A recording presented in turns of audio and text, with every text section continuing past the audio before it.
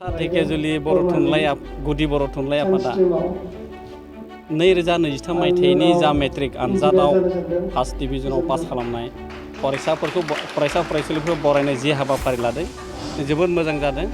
मानो होनबानो बिथांमोननि गुदि बर' थुनलाइ आफादा रिपर्ट होनाय बायदिब्ला मिथिहोनाय बायदिब्ला थांनाय 3-4 बोसोरसोनि सिगां बे ओनसोलाव प्राय फार्स्ट डिभिजन पासआनो जायामोन।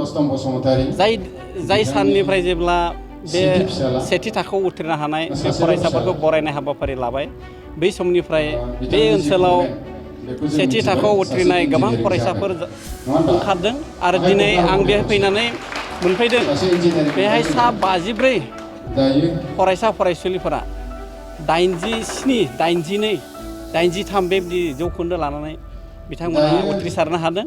बे जोबोद बाख्नायथाव बाथ्रा आरो बेवहाय आं जाय फरायसाफोरखौ लोगो मोनबायदों बिथांमोना गासै बर' बिजोङाव फरायनाय आरो जोंनियाव मोनसे फोथायनाय दं गारजेनफोरनि जे जोंहा बर' बिजोङाव फरायाब्ला साख्रि बाख्रि मोना आरो गियाना जोंहा खम जायो बिदि साननाय जोंहा भुल धारना मोनसे दङ।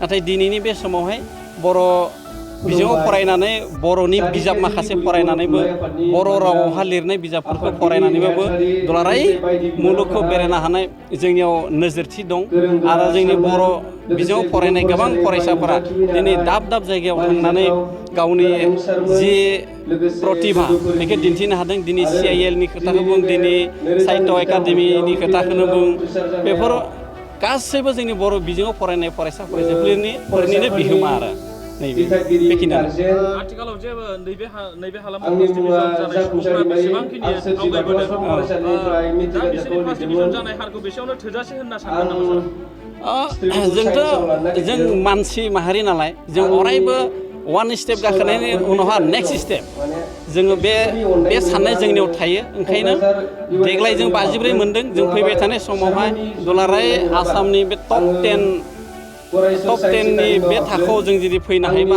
जों बेखौ हास्थायो आरो बे ओनसोलनि गोबां मानसिफोरनि जि माने उत्साह, जि साननाय, जि रंजानाय आरो जि इन्सपाइरेसन बे माखासेया जोबोद गोसो थुलुंगाथाव आरो बे ओनसोलनि जायफोर दैदेनगिरिफोर दङ, फोरोंगिरिफोर दङ, टिउसन फोरोंग्राफोर दङ आरो गार्जेन लेभेलनि मानसिफोर दङ। बिथांमोना ओरैबायदि गोसो थुलुंगा होनायखौ आं नुनो मोनदों। नङाबा दिनै बिसिम दावगानाय नामोन आरो इमिडियेट बेहाय मा होनो गोदान मुगानि बारा थाबैनो नांदों आरो गोबां जौगागोनखौ जों आसा फारिनो हायो। आरो बे जिथु माने मा होनना बुङो फार्टिलिटि बेखौ जोङो सुबुंनि गेजेराव जों नुनो मोनदों आरो जोबोद उद्योगि होननानै आं साननो हादों आरो बे मोनसे डेलिन कुइन्सि जायो। जोंनियावहा मेट्रिक थाखोसिम फरायनाय स्टुडेन्टफोरखौ जोङो एसे गार्जेन लेभेलानो जा, जोंनि बिथोनगिरि दिथागिरि लेभेलानो जा, फोरोंगिरिफोरानो जा, बिथांमोना एसे नोजोराव लाखिबाय थायो। बेखायनो मेट्रिक लेभेलसिम बिथांमोना जोबोद मोजां खालामो। नाथाय कलेज लेभेलाव सहैनाय लोगो लोगो बिथांमोनखौ एसे हगारना होनाय जायो आरो कलेज लेभेलावहाय जायफोर फोरोंगिरि थायो बिथांमोना एसे बिथांमोननि अधिकारखौ बांसिन होनो लुबैयो।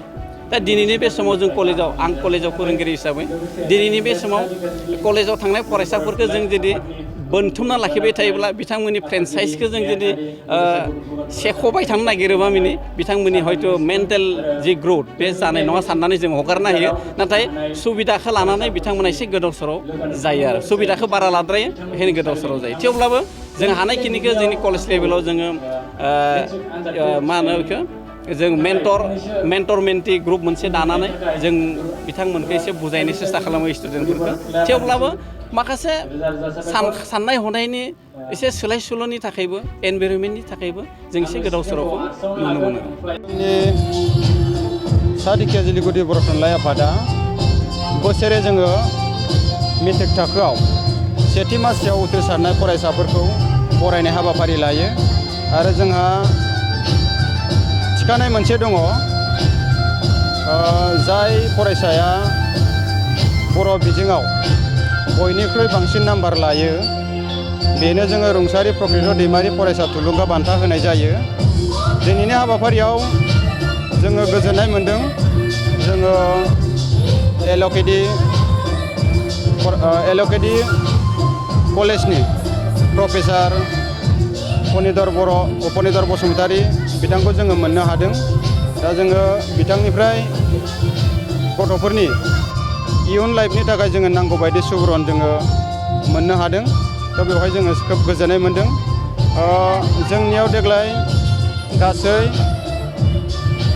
58 गथ'फोरा सेथि मासियाव उथ्रिसारनो हादों। बिनिनो जोंनि थांखि खानाय बायदि जोंनि सा दिखियाजुलि गुदि बर' थुनलाइ आफादनि थांखि खानाय बायदियै जोङो टप 3 जोङो 3 मोननो हादों। बेवहाय जोङो जोङो गोग्गानानै लानो हादों। जोंनि सा दिखियाजुलि गुदि बर' थुनलाइ आफादा सासे जोङो डिस्टिंसन मोननो हादों। स्टारखौ जोङो गासै 11 जन मोननो हादों।